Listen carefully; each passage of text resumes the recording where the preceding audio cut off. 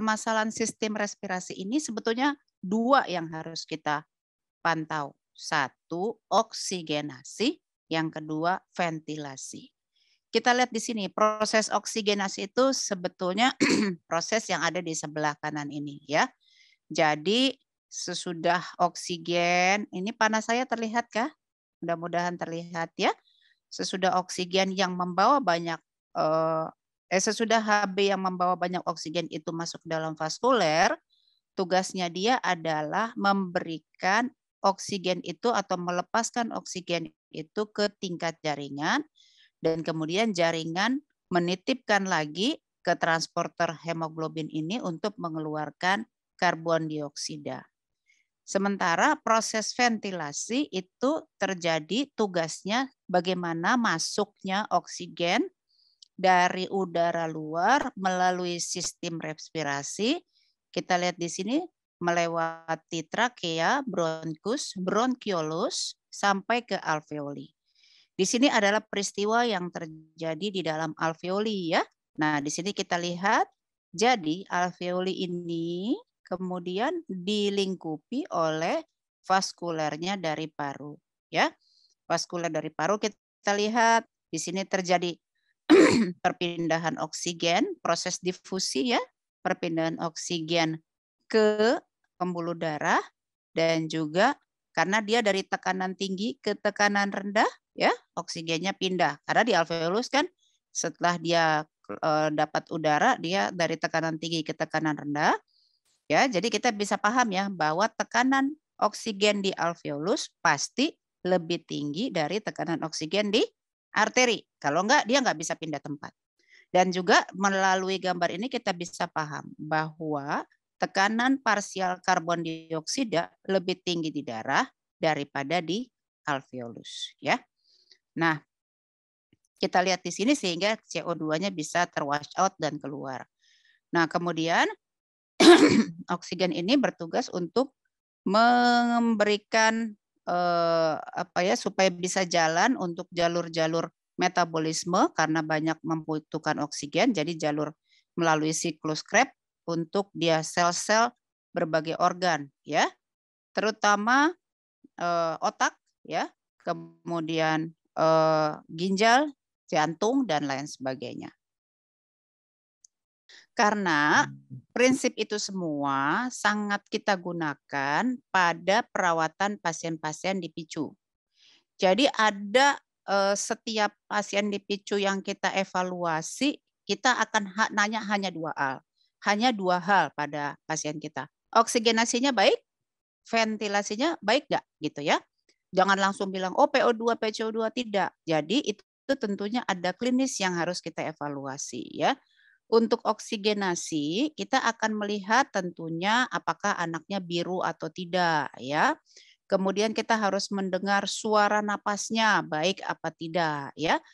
Kemudian kita juga akan melihat kadar saturasinya ya. Tentunya kalau pakai ventilator kita mesti tahu mana di ventilator itu komponen oksigenasi dan mana yang komponen ventilasi ya. Nah, kemudian baru terakhir. Jadi laporannya harusnya untuk menilai oksigenasi misalnya seperti ini ya.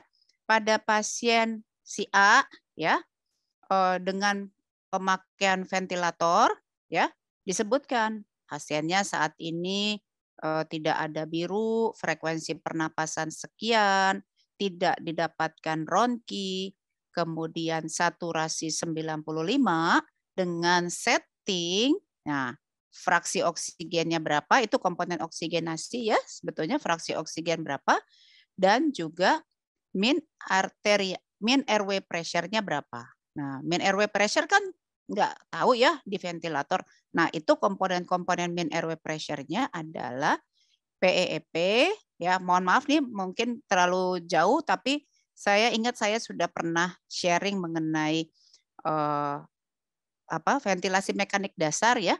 Jadi kalau teman-teman pernah tahu apa yang disebut PIP ya, kemudian PEEP ya, dan kemudian inspiration time dan expiration time. Jadi itu semua komponen oksigenasi baru perkataan terakhirnya menghasilkan kadar PO2 sekian. Itu seluruhnya komponen oksigenasi. Nah, untuk ventilasi kita akan lihat apa? Kembang dada ya, karena kan tadi proses ventilasi adalah proses keluar masuknya oksigen dari luar ke paru seperti itu ya. Jadi untuk proses ventilasi kita akan lihat apakah ada suara ventilasinya bagus. Misalnya pasien asma ya, tentunya kita akan dengar ada wheezing ya, atau ada stridor. Jadi oksigennya nggak maksimal masuk ke paru karena ada stridor, ada gangguan di RW-nya. Nah, itu adalah komponen-komponen ventilasi. Lalu kalau dia pakai ventilator, apa yang harus disebutkan? Yaitu minute ventilation atau tidal volume ya, karena kita tahu bahwa minute ventilation sama dengan RR kali tidal volume. Nah, dengan minute ventilation sekian, baru sebutkan terakhir menghasilkan PCO2 sekian. Jadi kita lihat tadi untuk ventilasi kita targetnya untuk PCO2 dan untuk oksigenasi targetnya adalah saturasi dan PO2. Meskipun untuk pasien-pasien kita mesti hati-hati. Kenapa ya? Karena PCO2 itu bisa naik turunnya juga dipengaruhi oleh faktor lain. Misalnya apa, Dok? Misalnya HCO3. Kita ingat ya, kalau AGD itu kan ada pH sama dengan HCO3 dibagi PCO2. Jadi kalau HCO3-nya turun, PCO2-nya bisa turun, yang bukan karena masalah paru-paru. Apakah paham sampai sini?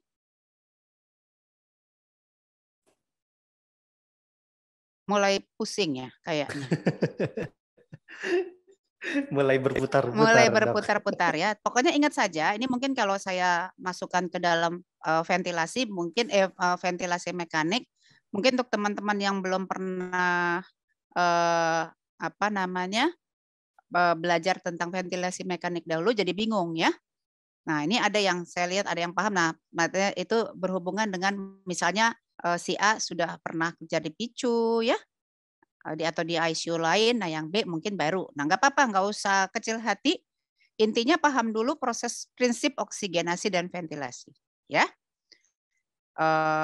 Oksigenasi dan ventilasi. Ventilasi itu untuk yang dilihatnya dengan PCO2, tetapi proses oksigenasi PO2 dan saturasi. Tentunya kembali ke klinis. Kita nggak ngobatin angka-angka yang tadi. Oke, saya lanjutkan dulu ya. Nah, sekarang apa sih penyebab gangguan proses oksigenasi ventilasi? Pertama kita lihat ada gangguan pada permukaan alveolus. Ingat, bukan pada alveolusnya ya, pada permukaan alveolus. Kenapa? Ukuran alveolusnya lebih kecil. Kenapa? Karena ada atelektasis. Ya, kita lihat di sini prosesnya. Kita lihat apakah terlihat gambarnya? Terlihat, Dok. Ya, kita lihat di sini. Ini sebetulnya masalahnya bukan alveolusnya sih baik-baik aja gitu ya. Ya, alveolusnya baik-baik aja. Tetapi karena ada blocking di sini misalnya ya, ada bronchial block. Tentunya kalau balon ya, kalau balon kita mau tiup, ada blocking di saluran untuk peniupan balon, ya balonnya jadi kolaps. Seperti itu ya.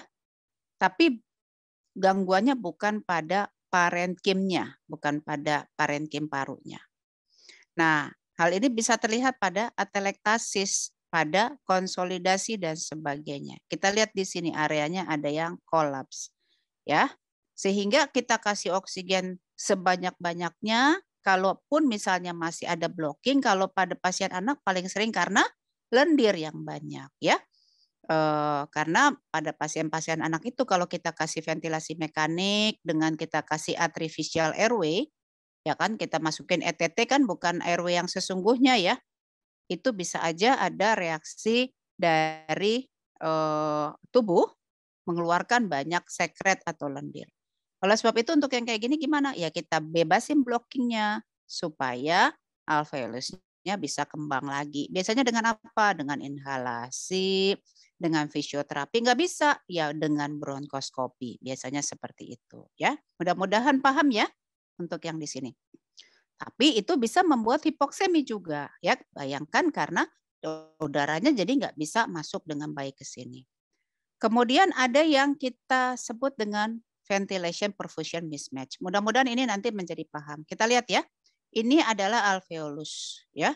Alveolus itu ada yang ini kita lihat di sini. Saya sering kalau menerangkan orang tua itu bayangkan alveolus itu kayak buah anggur yang bisa kembang kempis gitu ya, buah anggur. Nah, pada saat kita narik napas, misalnya kita punya 100 alveolus, itu pada saat kita narik napas enggak 100-100-nya alveolus itu kembang bersama-sama gitu ya.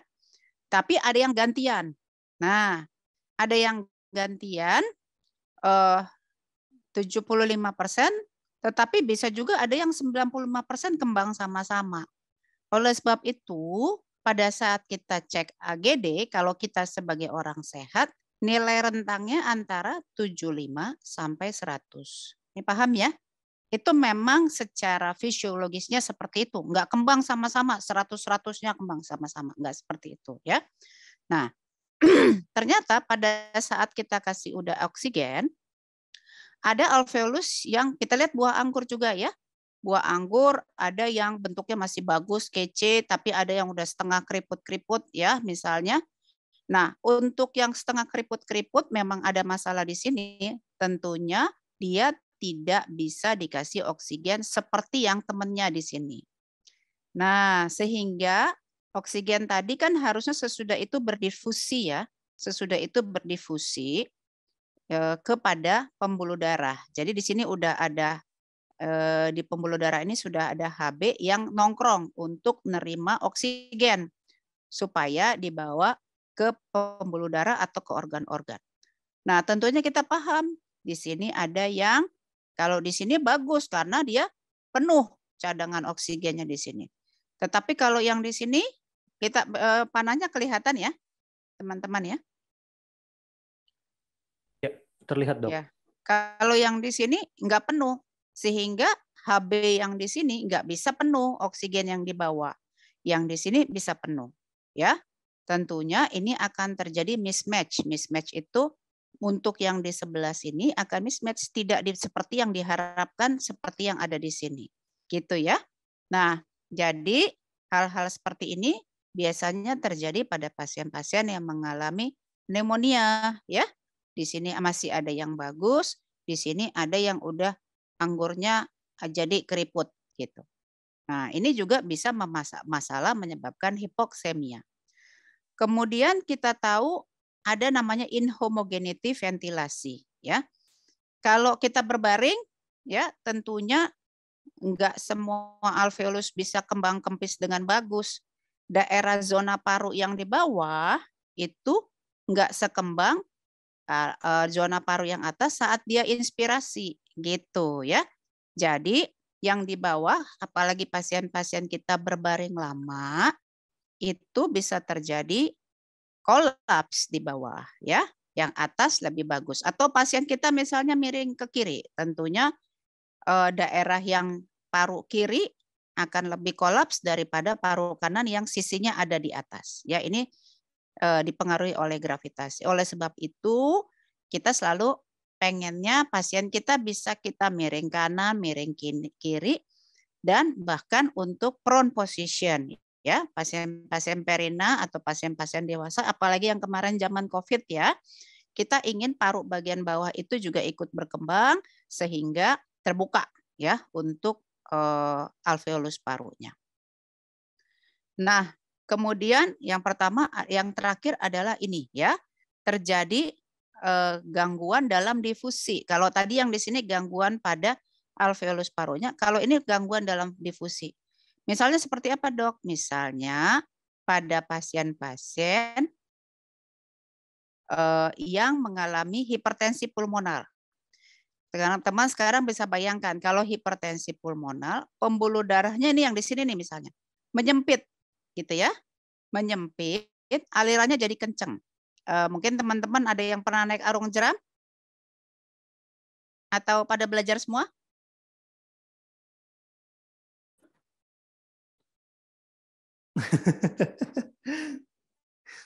Pernah Belum tahu? healing sepertinya, Dok. Belum. Ada yang tahu arung jeram? Iya, Nah, ceritanya arung jeram itu perahunya itu oksigennya, oksigen. ya. Kita ini orangnya, perahu itu HB-nya, ya. Kita ini orang-orangnya yang masuk. Misalnya satu perahu arung jeram ada berapa? 15 gitu ya. 15 orang bisa masuk di situ. Tapi kan kalau di arung jeram perahunya suruh berhenti dulu terus kita naik ya. Nggak mungkin perahunya masih jalan, ayo Bapak Ibu lompat sebisa yang Anda bisa. Terus biar langsung berangkat perahunya. Tentunya nggak seperti itu ya. Nah, dengan aliran ini ternyata berguna untuk melihat kemampuan oksigen itu menduduki si HB. Tapi kalau alirannya kenceng, kira-kira kita bisa lompat nggak? Berani nggak lompat?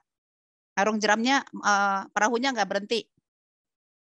Terus Nggak kita, berani, Dok. nah nggak Ntar kita berani. malah ke bawah arus. Nah demikian juga gitu. Jadi apa? Jadi oksigennya cukup nih di sini. Teman-teman bisa lihat yang saya panahkan nih ya. Oksigennya cukup di alveolus yang baik dengan ventilasi yang baik. Tetapi karena terjadi hipertensi pulmonal, arusnya jadi lebih kencang, tekanannya lebih tinggi. Jadi banyak HB yang lewat tanpa bawa oksigen. Ini kira-kira paham nggak ya? Saya takut nggak pintar jelasinnya. Sejauh ini sih paham sih, Dok. Bagaimana teman-teman? Ada yang mau tanya? Untuk teman-teman? Atau abis ini ada yang mau naik arung jeram? Sekalian healing ya, Dok. Sekalian. Ya, ya. Jadi prinsipnya seperti itu. Nah, semua hal yang tadi saya sebutkan 1, 2, 3, 4 itu bisa menyebabkan gangguan hipoksemia. Jadi teman-teman bisa bayangin nggak? Kalau di yang hipertensi pulmonal tadi, saya cuma kasih oksigen doang. Oksigennya saya kencengin kasih 100%. Ada gunanya? Kira-kira?